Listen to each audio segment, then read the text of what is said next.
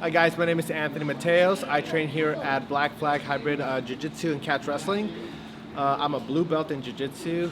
One of the things that I really enjoy about Catch Wrestling is, well, the Accelerator camp specifically, is the fact that you can come in knowing very little and you leave knowing a ton. And even though you may forget a lot of things, when you get back into the mat, it really changes the game. You start seeing things that you didn't see before. You start submitting people that you had trouble submitting people in the past, and now you're doing a lot better. This is my second time coming, and it's just a wealth of information. It's really enjoyable. It is a challenge coming here. It tests where you are in your game and in your stamina. So it's one of those things that you have to come a little bit prepared with the mindset of not giving up. And in the middle of all that, the coaches here give amazing motivation and overall create an amazing culture of what scientific wrestling is. And that's one of the things that I enjoy the most, is being part of something greater than even my jiu-jitsu game or my catch wrestling game. It's something much bigger. Being part of this huger tribe just gives me a sense of fulfillment and joy. You know, we've been doing these in some form or another since 2006. So, you know, we're going on like over 15 years. And, you know, it's been really crucial because this is kind of how I came up. I started grappling, well, like real grappling. I'd done some judo and some amateur wrestling as a kid. But, you know, I started doing seminars with guys like Pedro Sauer because there was no jiu-jitsu around. So we had to fly him to us, and we'd have these like seminars and camps. Well, now Catch Wrestling's in the same boat where there's not a lot of actually solid, reputable, good information on the subject. And we've done our best over 20 years to really be that source for people. So the importance is until we could really hit that mainstream adoption, which is what I'm really working on, like the goal of scientific wrestling is to get every person on the planet involved with Catch as Catch Can, the sport, as either a fan, athlete, coach, or promoter.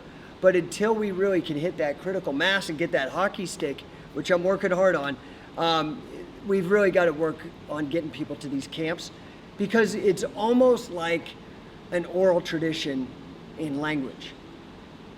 Yeah, I could videotape it, I can write as many books, and I've done all that. I've tried to document as much as I can.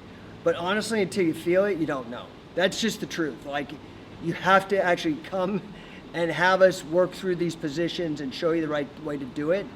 And I think, you know, the feedback is usually that it's pretty mind-blowing and that it really does change people radically. So that's why we call it an accelerator, is that one of the most common things I hear after people go back is they're like, man, literally in that one weekend, now I'm beating guys that I really was having a hard time for months. I couldn't figure it out. But with the strategies and the ideas that I picked up at the scientific wrestling camp, now I've got that. So we really accelerate people, but it's also even deeper than that.